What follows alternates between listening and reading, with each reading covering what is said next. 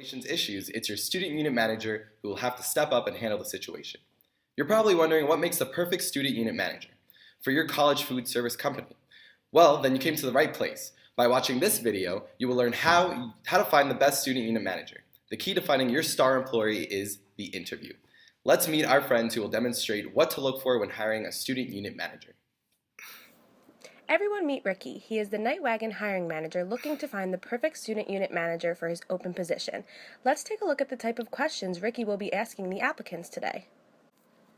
Here you can see the breakdown of the essential functions to work as a student unit manager, with supervision as 50% relevance to the job duty, training as 20% relevance to the job duty, and customer service as 30% relevance to the job duty. How you doing? Hey, man. Thanks for having me. My mom keeps bugging me about getting a job, and I eat a lot of food, so why not work here, right? And, just trying to get paid, so. Okay, before we get into anything about the pay, I just gotta ask you a couple of standardized questions just so I can get to know you, see how you would react to certain situations. So, imagine that you're on the job and your employee comes to you with a complaint from a customer. Can you please describe the steps that you would take to handle the situation? Well, usually when I work, I get a lot of complaints from customers, and they're very annoying.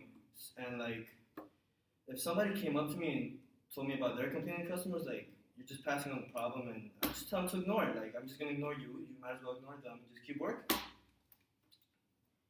That's it? Yeah, basically.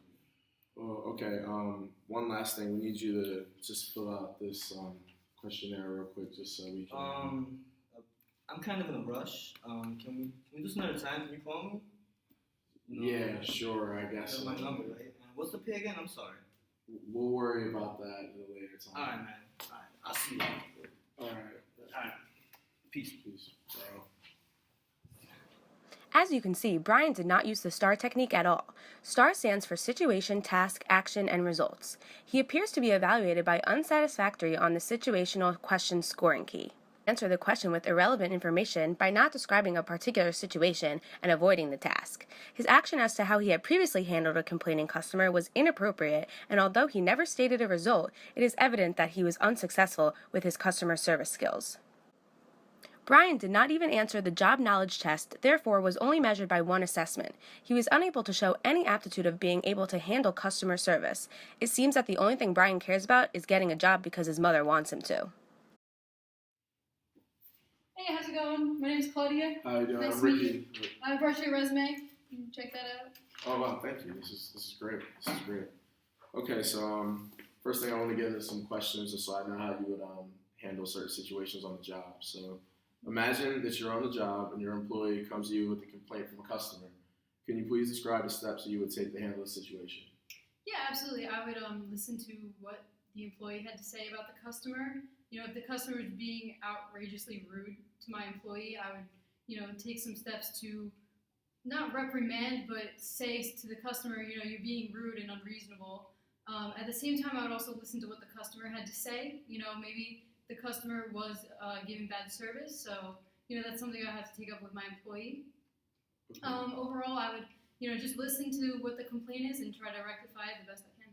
Okay, that's great. That's great. One last thing, I need you to fill out this questionnaire right here just so we have some more info on you. No problem. Thanks. Claudia was able to demonstrate exactly what to do in an interview. She was an active job seeker with a good attitude. She brought an up-to-date resume, which was her first measure of assessment, answered with the STAR technique on a structured interview question, and fully responded to her third measure, which was the job knowledge test. Hi, you want to talk with me?